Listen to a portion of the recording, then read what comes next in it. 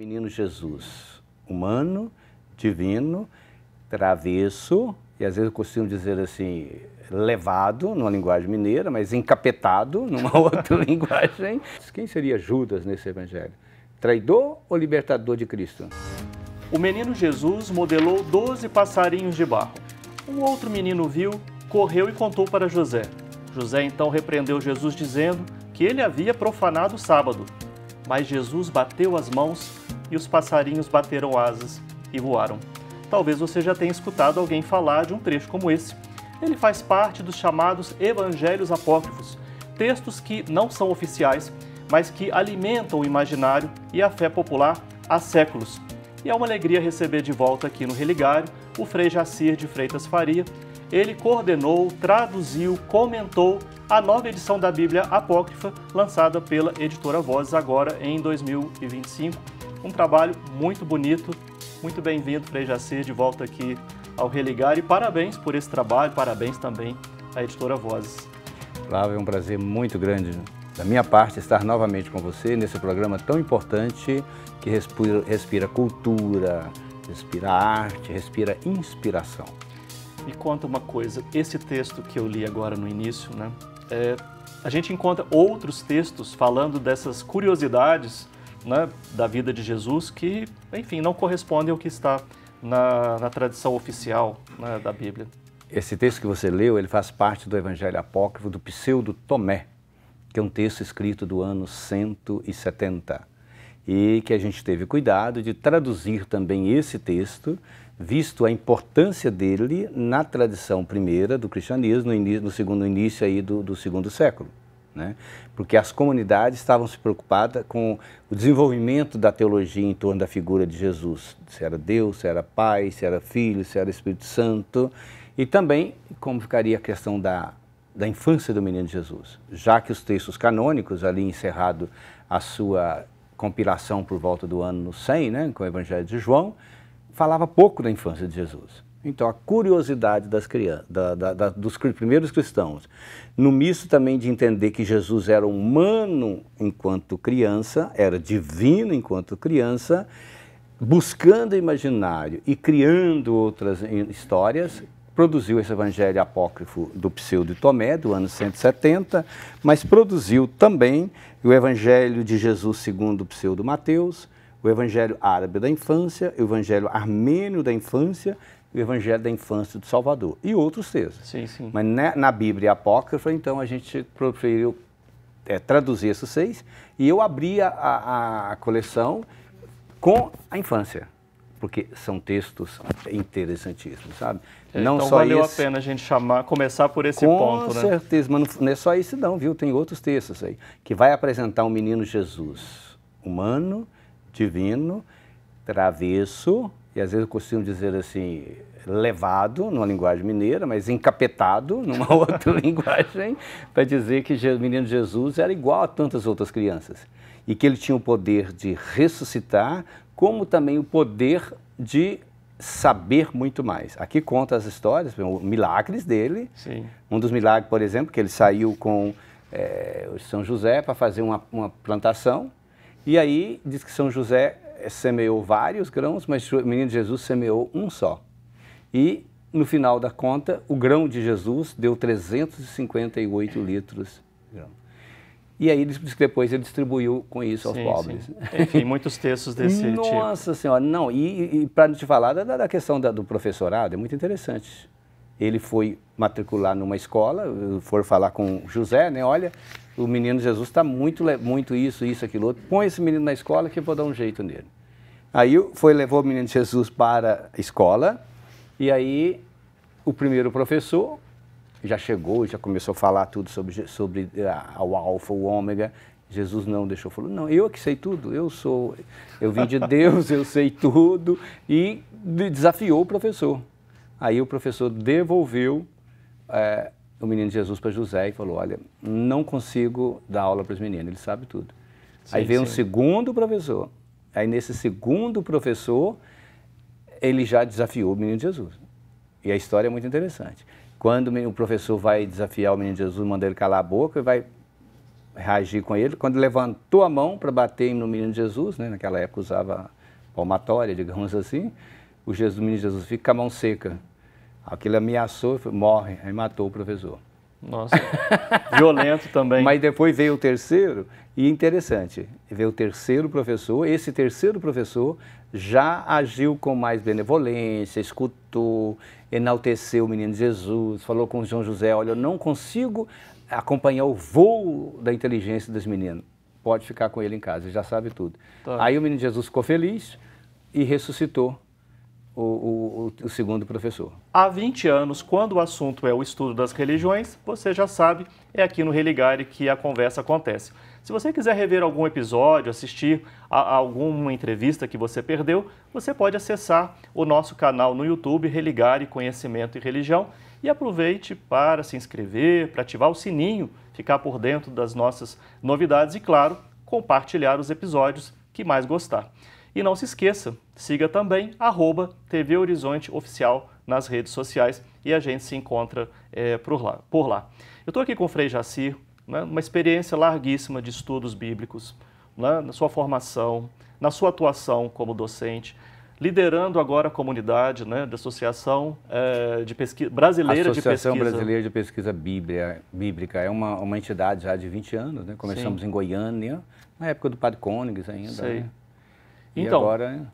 estamos aí com uma pessoa que tem também uma larga trajetória de estudos apócrifos, né? Textos apócrifos.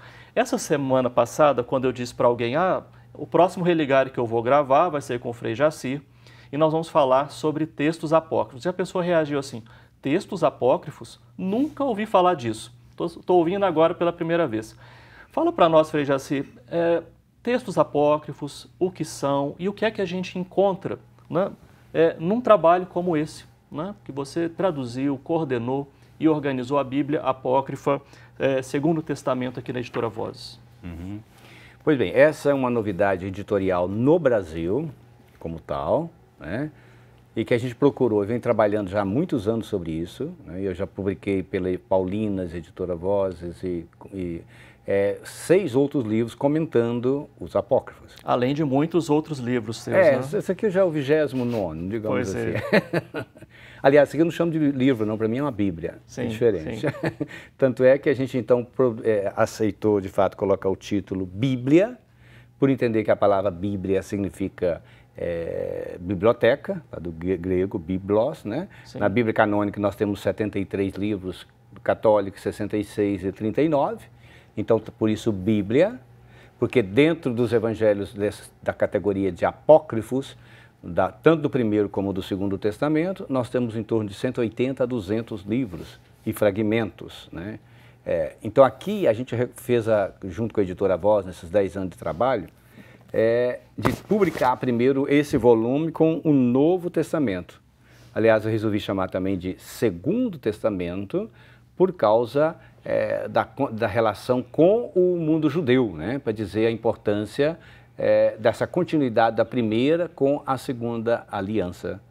E Bíblia, então, por causa dessa coleção de livros, e porque Bíblia é uma palavra que traz para nós uma intuição muito importante, né, de entender esse misto do sagrado, do profano, do divino, do humano. Então, qual foi a intuição da gente fazer isso daqui?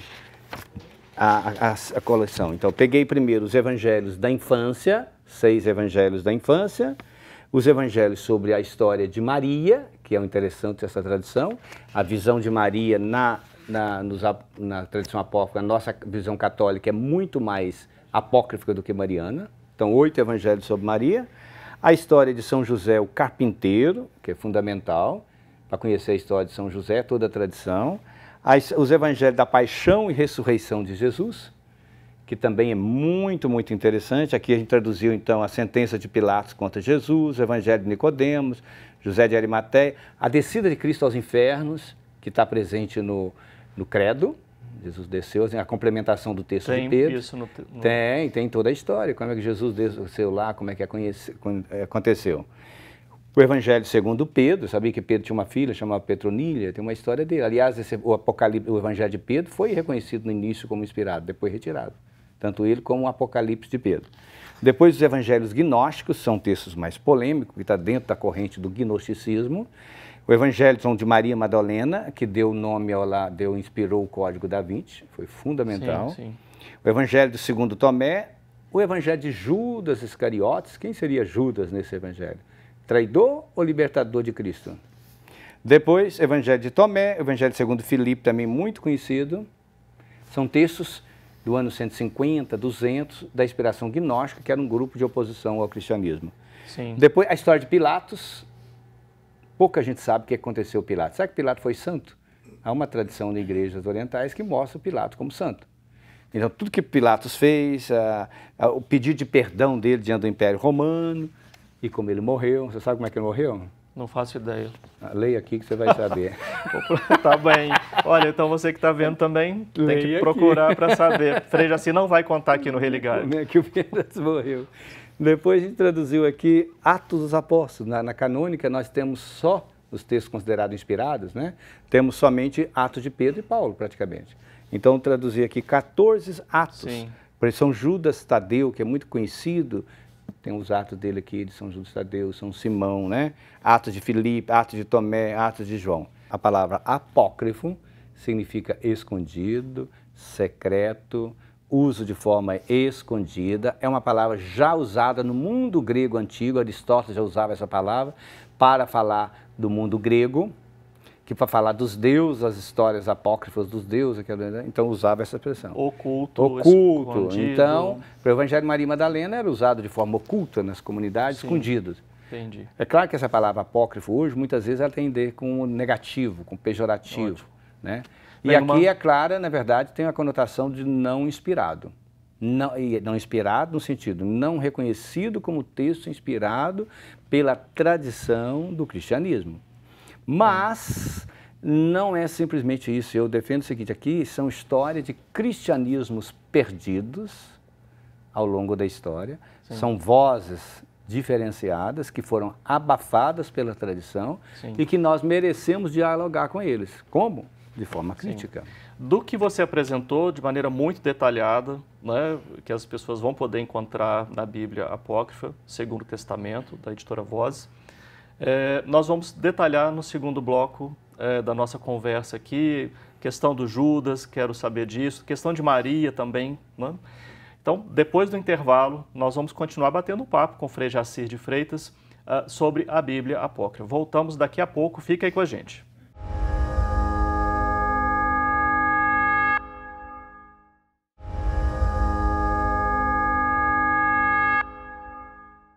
Maria Madalena é uma história para mostrar o poder da mulher dentro do cristianismo, que também por Santo Irineu, no final do século II, foi dito que se quem concedesse poder às mulheres seriam considerados heréticos, expulsos da igreja.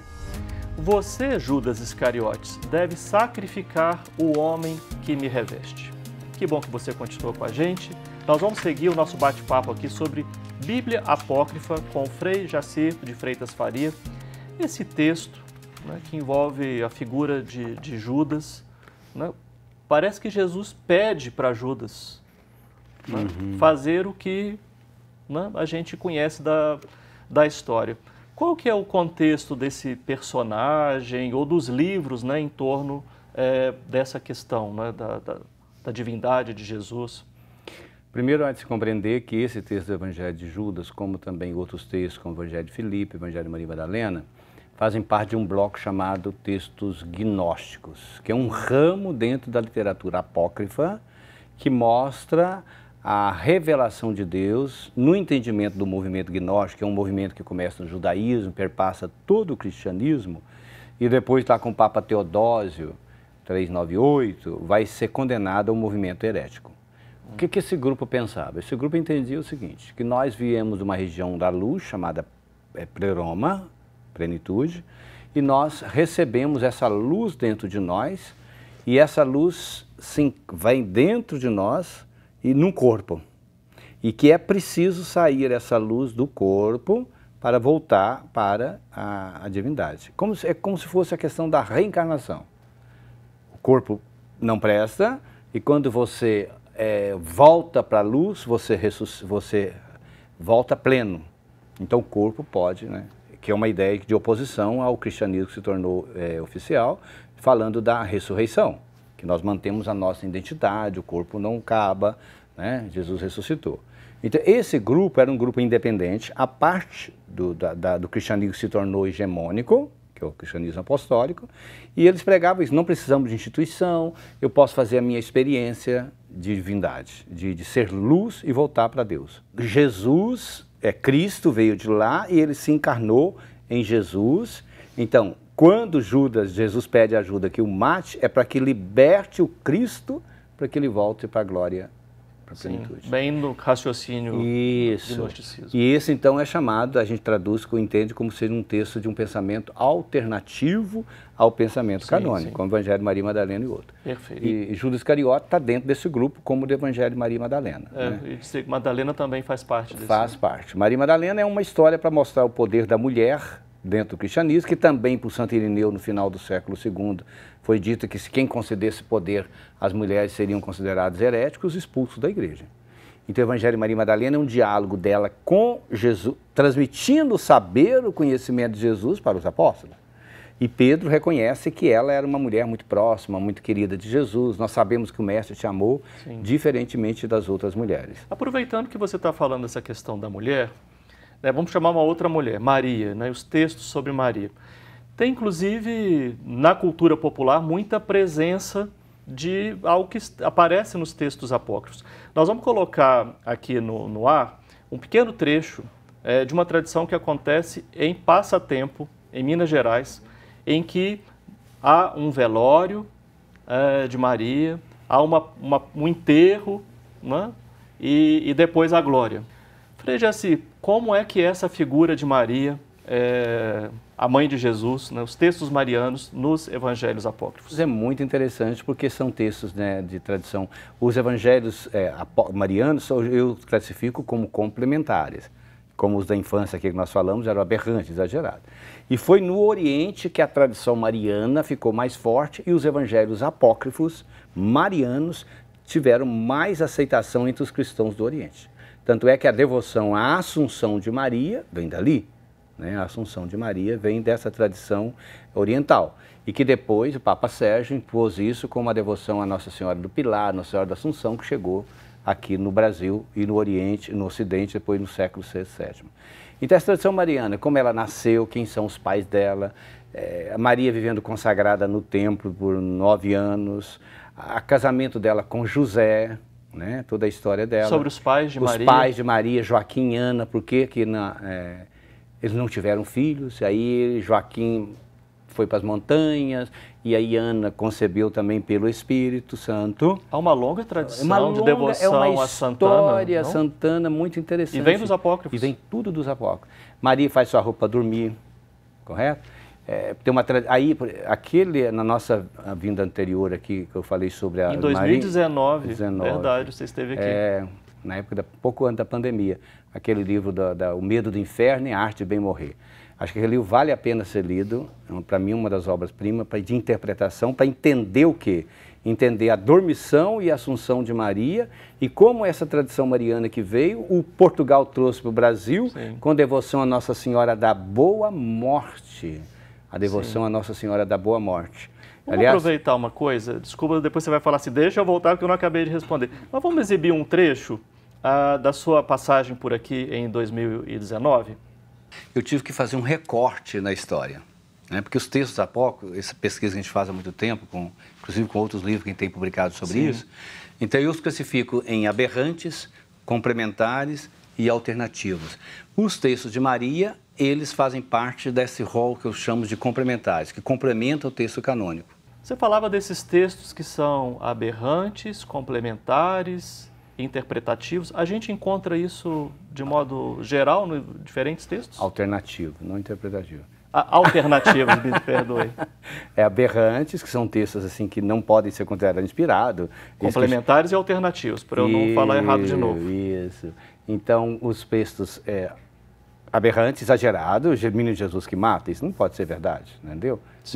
Mas também ressuscita. Né? No Evangelho canônico, ele cura a cegueira, nos apócrifos ele põe o pessoal cego, que não quer acreditar nele. Bom, exagerado.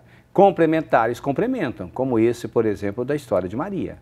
A nossa tradição, como ela morreu, né? Tem até a tradição, se você rezar uma Ave Maria para Nossa Senhora da Boa Morte todos os dias, 3 dias antes de você morrer, ela vai te avisar. Se quiser, você pode começar hoje, já saber o dia que você vai morrer. Não vai querer não, né? Mas aí então vem dessa tradição toda. E como chegou aqui no Brasil também. E como é que esses textos complementares marianos, a igreja, baseada no Apocalipse 20, que vai falar que quando chegasse 1000 anos, os demônios estariam soltos e os anticristos, e o Cristo voltaria. Jesus não veio no ano 1000, os demônios ficaram soltos e a igreja transformou isso no medo da morte e do inferno, aí fortaleceu a ideia do juízo final e Maria volta na história da Idade Média com toda a força de mãe, de devoção, de podendo interferir a vida do juiz, que é Jesus, para te salvar, para não deixar para o inferno. Sim. E como isso chegou aqui no Brasil, na Irmandade Negra de Nossa Senhora da Boa Morte, lá na Bahia, como esse também que você colocou, sim, de passatempo, que está na nossa tradição popular. Sim. E esses textos alternativos são textos que apresentam diferentes modos de viver a fé para além da instituição. E por isso esses textos se tornaram problemáticos. E a igreja, por muito tempo, proibiu, inclusive, até o acesso à leitura deles. Sim. São poucas décadas que nós podemos retomar esses textos como leitura. Agora, devemos ser críticos diante disso também, né? Como estamos críticos diante do texto canônico, crítico também diante do texto apócrifo. Sim. Mas tudo, gente, é tradição de fé. E a tradição de fé, nós devemos conservá-la. A gente está terminando, infelizmente, né? Seria muito bom mais um bloco, né, com você. Se você quiser adquirir o livro, basta acessar o site da Editora Vozes, que está em www.vozes.com.br. Mas conta para nós sobre o seu canal, a gente vai deixar aqui também para quem está nos acompanhando. Como é que a gente acompanha o seu canal para ficar bem ligado nos estudos sobre os textos apócrifos? Para adquirir também, se você pode ir para a internet, só colocar lá a Bíblia Apócrifa Frei Jaci, você vai encontrar N possibilidades. A Amazon e tudo mais estão vendendo lá. Pronto. Já esgotou a primeira edição, viu? Pois é, você chegou aqui falando isso, já esgotou. Já esgotou a primeira edição, muito interessante. Agora, eu também tenho um trabalho na internet, começou com a pandemia também, nós aqui no grupo da PUC, da época, começamos com aquele canal São Jerônimo, um biblista todo dia fazendo Aí depois que virou esse Bíblia e Apócrifos... Não, aí eu também, na época, eu falei, eu vou criar um próprio. Aí criei o Frei Jaci, Bíblia e Apócrifos, que está lá no YouTube, onde numa playlist eu coloco as reflexões que eu faço lá e as outras que eu faço, aulas, conferência, tudo a participação na internet, então é muito interessante. E no Instagram também, @Frei Jaci. Muito bom. Porque eu acho que a gente não pode perder esse espaço hoje de evangelização, né, Flávio? Pela internet, eu acho que ela é fundamental. Né? Muito bem. E estou pensando também, já aqui, criar agora já um curso na internet com a Bíblia Apócrifa. Então já aproveito para fazer essa divulgação. A gente acompanha as suas redes e a gente fica atualizado. Muito obrigado pela sua participação aqui, né? Parabéns mais uma vez. Eu que te agradeço, meu irmão. Trabalho, muito bom. Bom trabalho para você. Continue nessa lida da pesquisa, da divulgação do conhecimento, do saber, que é apresentado de uma forma diferenciada, crítica, alternativa e libertadora. Sim. E ainda hoje eu vou procurar saber algumas histórias que você contou aqui. Assim encerramos o Religare de hoje, uma parceria da TV Horizonte com o programa de pós-graduação em Ciências da Religião da PUC Minas. Se você quiser saber mais sobre o nosso programa, acesse pucminas.br/ppgcr. A gente se encontra novamente na próxima semana com mais entrevistas, boas conversas. Um abraço muito cordial e até o próximo Religare Conhecimento e Religião.